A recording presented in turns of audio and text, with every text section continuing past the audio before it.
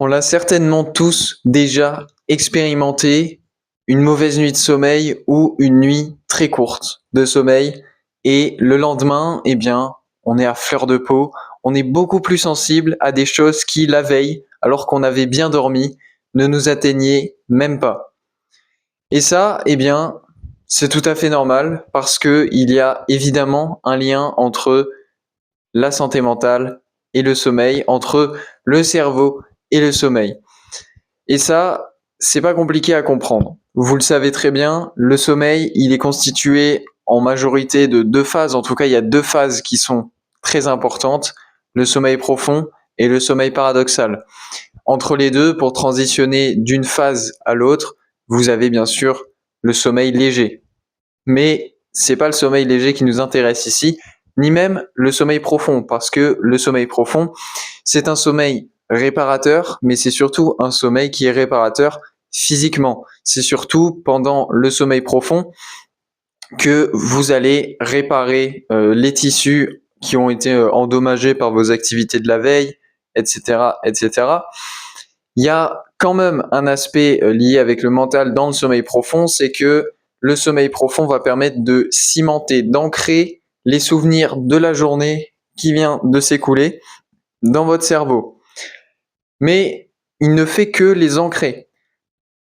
Et c'est derrière, dans la phase de sommeil paradoxal, que le travail sur le cerveau, et non plus sur les tissus de votre corps, c'est là où le travail sur le cerveau va être fait.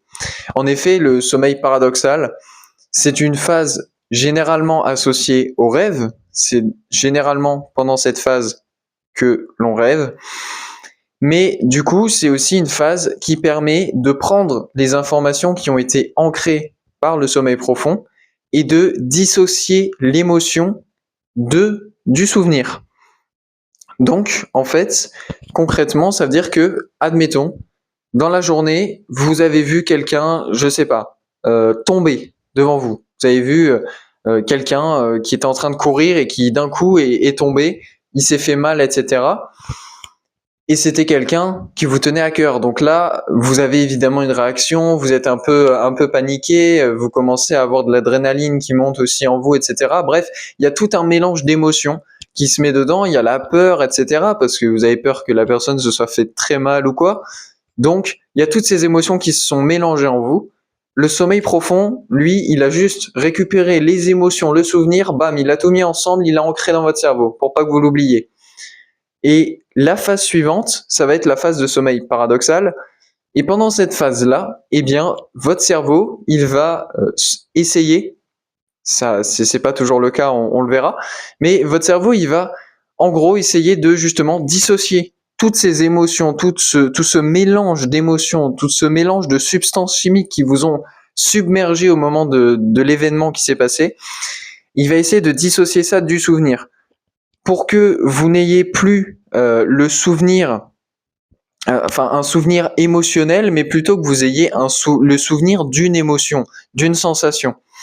Ce qui fait que le lendemain, quand vous allez vous lever, en sachant que cette personne, elle va bien, voilà, qu'elle s'est juste un peu égratigné les mains et les genoux, peut-être, voilà. En sachant ça, eh bien, vous n'aurez plus ce souvenir qui viendra à chaque fois que vous y repensez. Quand vous y repenserez quelques jours plus tard, etc., limite, vous en rigolerez avec la personne. Alors que sur l'instant, vous étiez paniqué, vous aviez peur, etc. Mais avec le recul, vous allez en rigoler, etc. Ça va pas être un souvenir qui va, dès que vous allez y repenser, ça va pas vous remettre les mêmes émotions qu'au moment où ça s'est produit. Vous n'allez pas ressentir les mêmes choses.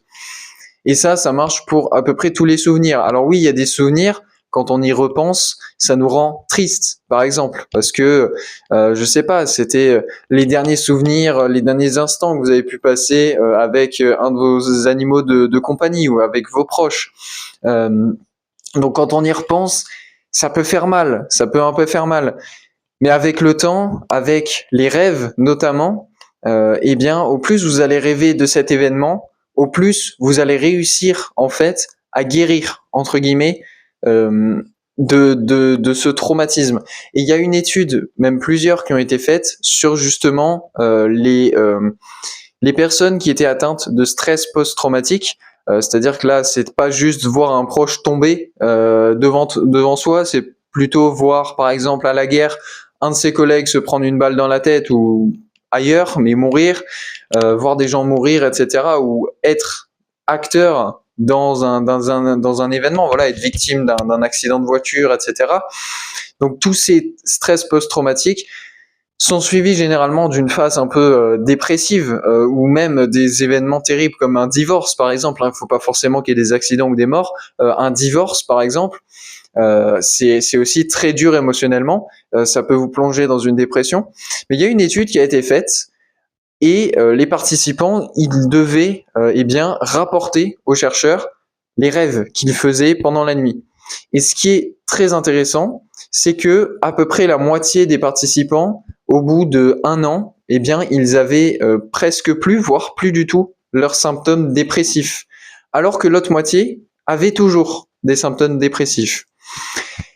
Et quand les chercheurs se sont penchés sur ce qui a été rapporté de la part des différents participants, ils se sont rendus compte que tout le monde dormait suffisamment, tout le monde avait du sommeil paradoxal, tout le monde faisait des rêves, mais en fait, ce qui changeait, c'était le contenu des rêves. Et pour les 50% qui étaient en rémission, ou qui avaient déjà plus de symptômes, eh bien en fait, ils ont passé la dernière année à très souvent rêver de l'événement traumatisant. Donc, ce que ça nous dit, c'est que quand on a un événement qui est fort émotionnellement, il ne faut pas forcément que ce soit un traumatisme, le fait d'en rêver va faire une détoxification encore plus profonde du souvenir. Et c'est donc ça, en fait, le lien entre le sommeil et la santé mentale, parce que le sommeil va permettre de nettoyer votre cerveau, de nettoyer émotionnellement votre cerveau, ce qui va vous permettre d'aborder la vie plus sereinement, plus joyeusement, sans être inquiet tout le temps et sans ressentir tout le temps des émotions à chaque fois que vous allez voir quelque chose qui vous rappelle un événement un peu marquant de votre vie. Alors, pour les événements positifs, ce serait cool. Voilà, si à chaque fois que vous avez ressenti un bonheur incommensurable, une joie incommensurable, si à chaque fois que vous repassez devant l'endroit, etc., vous pouviez ressentir ces choses-là, ce serait fou. Le problème, c'est que si ça se passait dans ce sens, ça se passerait certainement dans l'autre. Et là, ce serait un peu moins incroyable, pour le coup. Et le sommeil profond, il est aussi très important dans la santé mentale parce que si vous n'aviez que du sommeil paradoxal, vous ne récupéreriez pas physiquement. C'est-à-dire que vous serez toujours engourdi, courbaturé, avec peu d'énergie, etc. au réveil. Et ben ça, du coup, ça vous motiverait pas et ben du coup, votre santé mentale, elle serait pas excellente. Voilà, parce que vous serez jamais, pas franchement content d'être en vie avec un corps qui vous fait mal tout le temps, que vous pouvez à peine bouger, etc. C'est pas fou. Donc c'est pour ça que quand on passe en fait une nuit qui est assez courte, eh bien c'est généralement on est plus sensible, etc. Tout simplement parce que on va généralement avoir beaucoup moins de sommeil paradoxal. Si vous faites une nuit de 4 heures au lieu d'une nuit de 8 heures, ben en fait, quand vous allez vous coucher, ça va quand même faire la même chose que d'habitude. La première partie de votre nuit, ça va être du sommeil profond en grande majorité, à 90%. Et puis la deuxième moitié, s'il y a une deuxième moitié, ce sera un peu de sommeil paradoxal. Le problème, c'est que vous n'aurez pas eu une nuit complète, donc c'est pour ça que en fait, le lendemain, d'une mauvaise nuit ou d'une nuit très courte, c'est pour ça que quand on se lève, quand on passe notre journée, eh bien, on se retrouve tout simplement plus à fleur de peau. Voilà, plus à fleur de peau. Mais l'avantage, c'est qu'encore une fois, grâce au sommeil, en étant régulier, je vous invite à aller voir potentiellement les formats courts que j'ai sortis sur le sujet ou à aller écouter les épisodes du podcast des 4 piliers à ce sujet. En optimisant votre sommeil, en améliorant votre sommeil, en ayant des horaires réguliers, etc., etc., c'est là que vous allez réussir à avoir une meilleure santé mentale sans travailler votre santé mentale. En fait, sans devoir méditer, sans devoir écouter de la musique, faire ce genre de choses, sans rien vraiment faire, juste en dormant bien, correctement, vous allez obligatoirement améliorer votre santé mentale. La santé mentale, c'est certainement un des piliers, parce que tous les piliers de la santé sont bien sûr liés les uns aux autres, mais peut-être que la santé mentale, c'est le seul que vous pouvez pas optimiser, mais en tout cas, vous pouvez être bon dans ce pilier sans le travailler.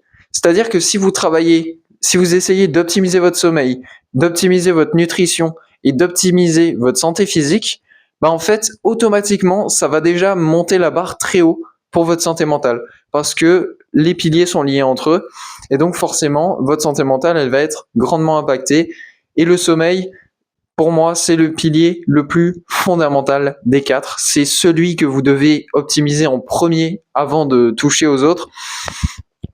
Parce que si vous dormez mal, eh bien, vous n'aurez pas assez d'énergie pour faire du sport et donc vous ne pourrez pas améliorer votre santé physique. Si vous dormez mal, vous allez complètement dérégler vos hormones, etc. Donc, vous allez potentiellement trop manger. Vous allez potentiellement avoir plus d'envie de malbouffe que si vous dormiez bien, et ça c'est vrai. Et puis, forcément, votre santé mentale, eh bien, elle en prendra un sacré coup. Donc le sommeil, vraiment, si j'ai un conseil à vous donner, c'est le premier des 4 piliers à optimiser. Si vous savez pas par lequel commencer, commencez par le sommeil. Ce sera déjà une très bonne base et votre vie, votre qualité de vie, et, enfin voilà, votre vie en sera améliorée dans les semaines, mois qui arrivent. Vous sentirez vraiment la différence avec un bon sommeil. Et comme j'ai dit, on a déjà fait pas mal d'épisodes du podcast, pas mal d'épisodes format court déjà sur le sommeil. Je vous invite à aller voir tout ça. C'est tous les épisodes, que ce soit format court ou podcast, avec du bleu sur la miniature. Tout cela concerne le sommeil. Donc en résumé, la santé mentale, elle est liée grandement au sommeil, en grande partie grâce à la phase de sommeil paradoxale qui permet de détoxifier votre cerveau, de faire le tri et de traiter les émotions qui sont liées notamment à des souvenirs que vous avez pu engendrer via ce que vous venez de vivre dans la journée qui vient de se passer. Voilà, comme toujours, on se retrouve la semaine prochaine pour deux nouveaux formats courts, jeudi, samedi à 18h, et puis le mardi à 18h, bien sûr, pour un nouvel épisode du podcast des 4 piliers. Je vous remercie pour votre intérêt dans la santé et dans la science. Et sur ce, comme toujours, je vous souhaite une excellente journée.